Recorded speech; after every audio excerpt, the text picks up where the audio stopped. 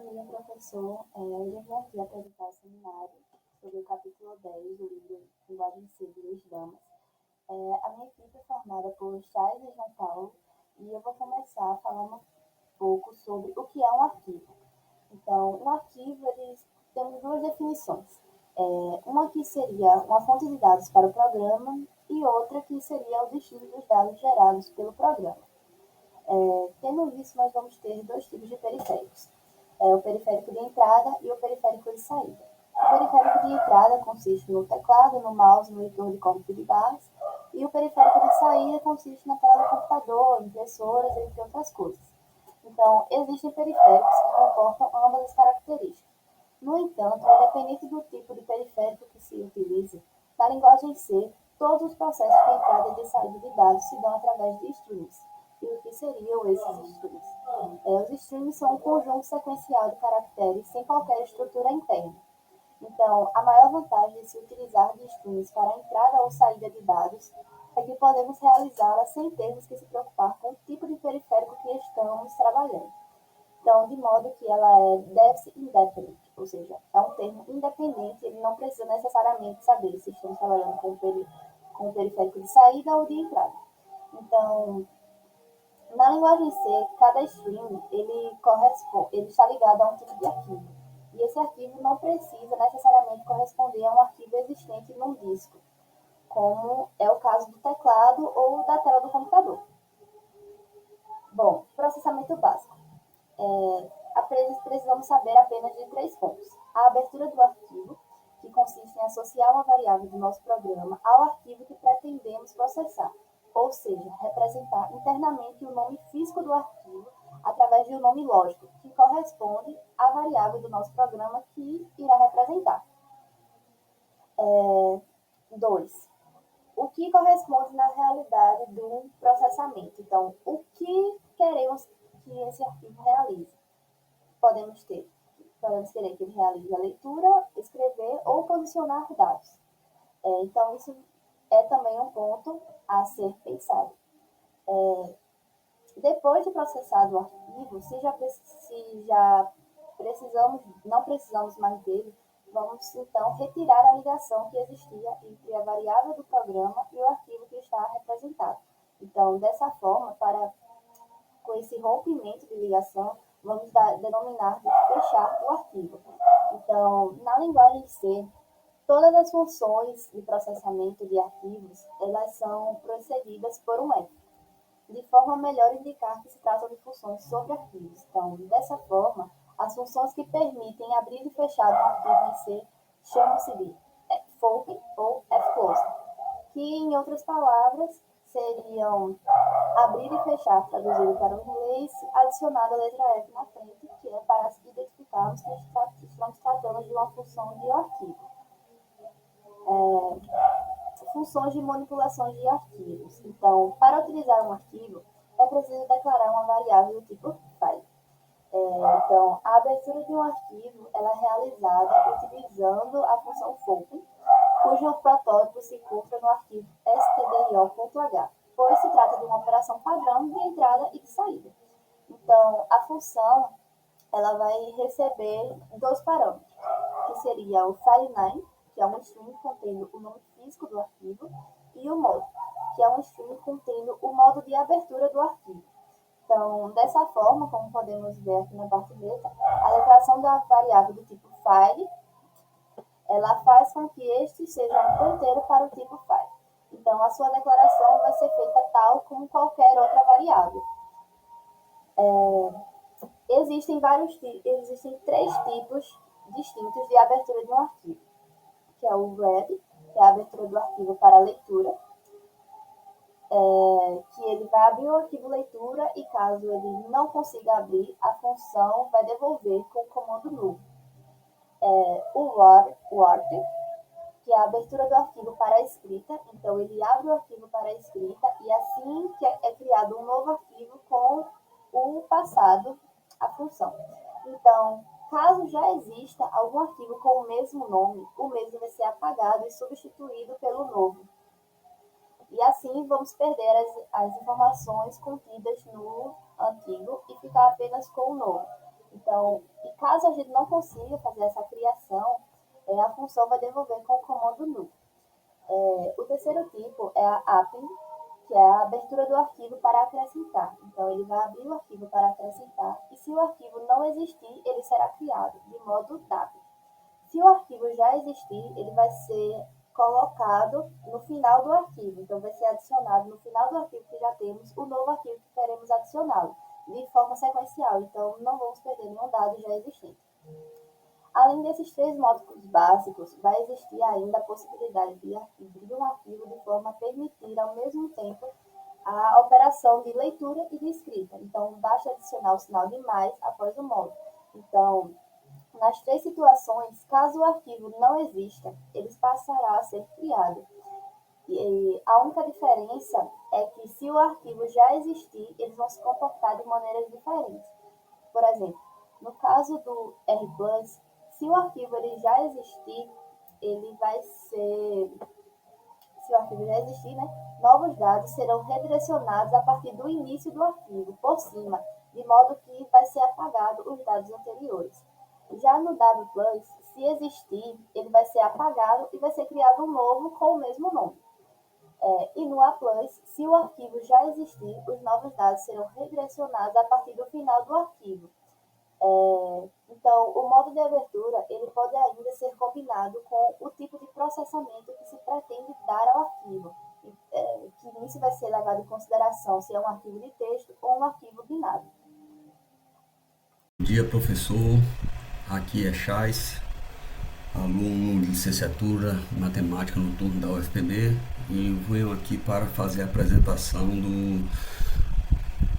do capítulo 10, arquivo de computação linguagem C, ok? Está comigo nesse trabalho a Beatriz e João Paulo.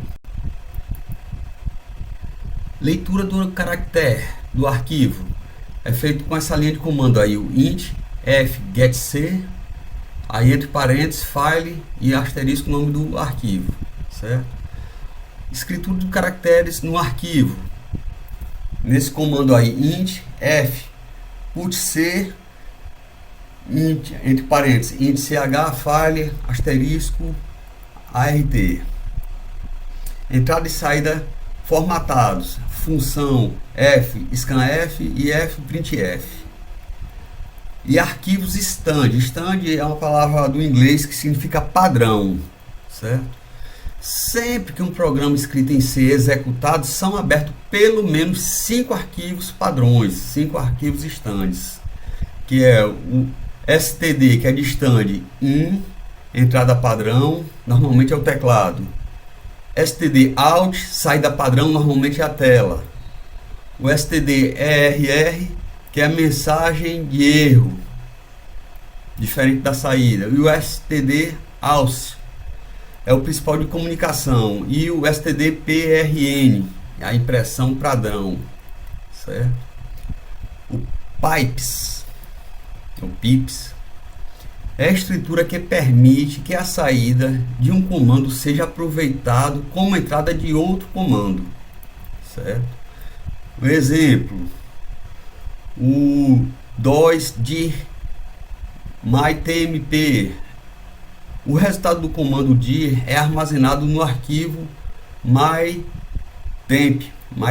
que é um arquivo temporário, O more mytemp mostra o conteúdo do arquivo página a página.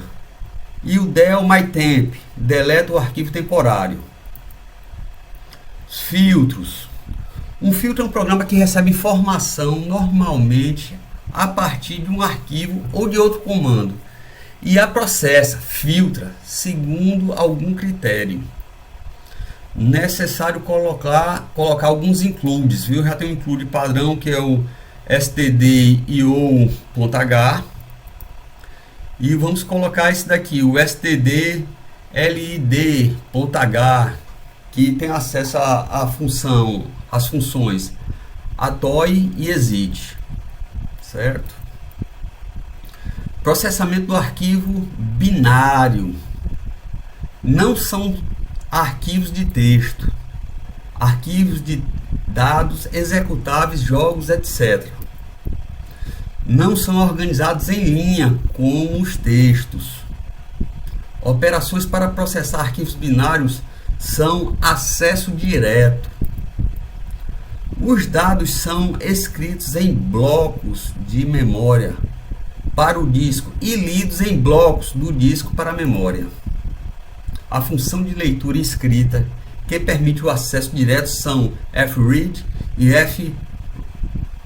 fwrite e fread, certo? Que é leitura e escrita. Boa noite, meu nome é João Paulo. O grupo também é formado por Ana Beatriz da Silva Pontes e Chaise Cavalcante. O presente seminário é um dos pré-requisitos para a obtenção da aprovação na disciplina de Iniciação à Computação, que é ministrada pelo professor Dr. Álvaro Medeiros. O livro que iremos utilizar nessa apresentação é Linguagem C, o autor é Luiz Damas, e o capítulo que o grupo ficou foi o capítulo 10.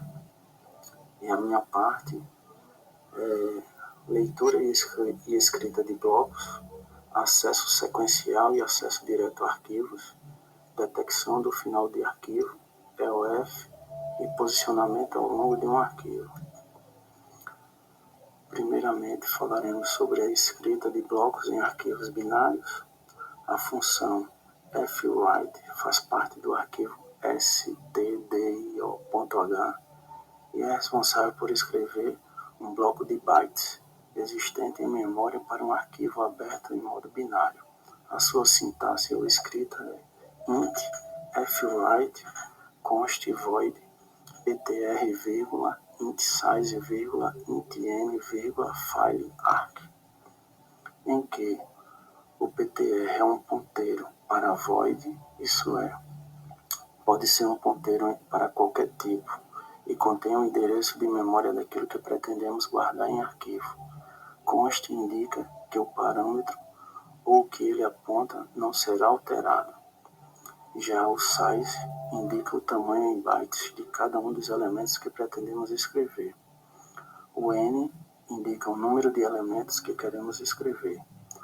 O arc, descritor, indicando o arquivo onde os dados irão ser colocados. Esse argumento é a variável que recebeu o resultado da função foopen.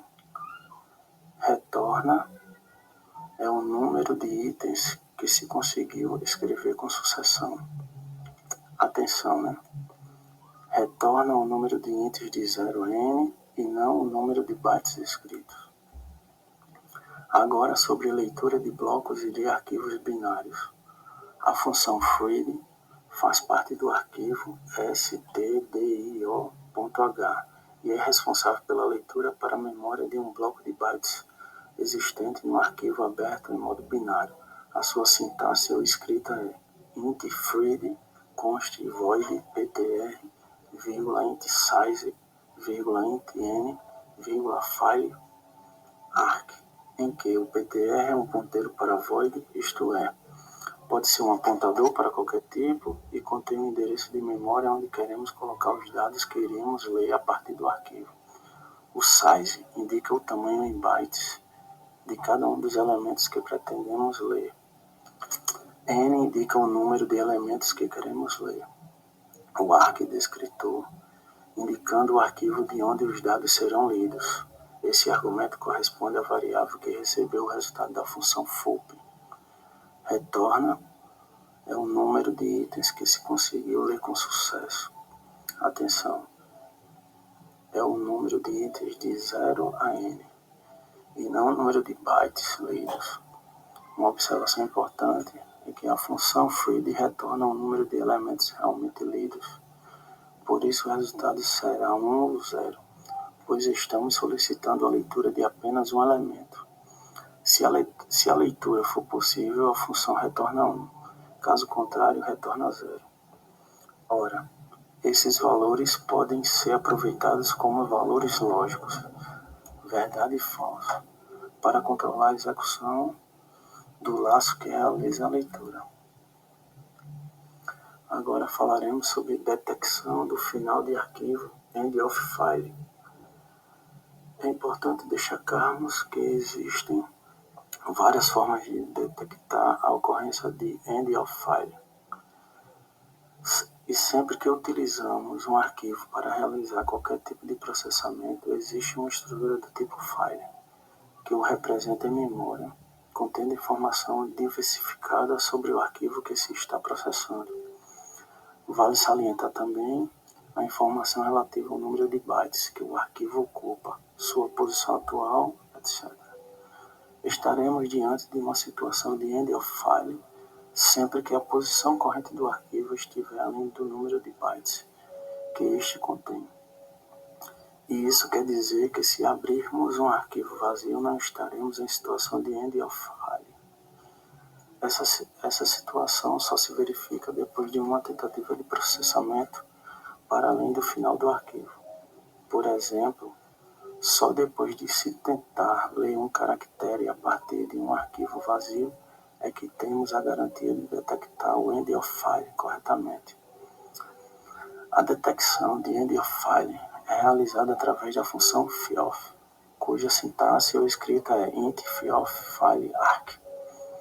Essa função devolve um valor lógico, indicando se o argumento passado à função está ou não numa situação de end of file.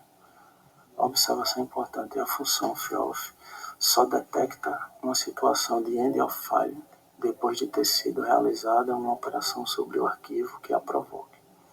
A detecção de end of file no arquivo recém-aberto devolve falso. Em relação ao acesso sequencial e acesso direto a arquivos, o acesso à informação pode ser realizado de duas formas diferentes. Primeiro, de forma sobre o acesso sequencial, percorrer o arquivo até localizarmos aquilo que pretendemos. Ou acesso direto, colocando-nos na posição que queremos de um arquivo, sem ter que percorrer todos os bytes que se encontram dentro dessa posição. Logo, isso quer dizer, se por exemplo,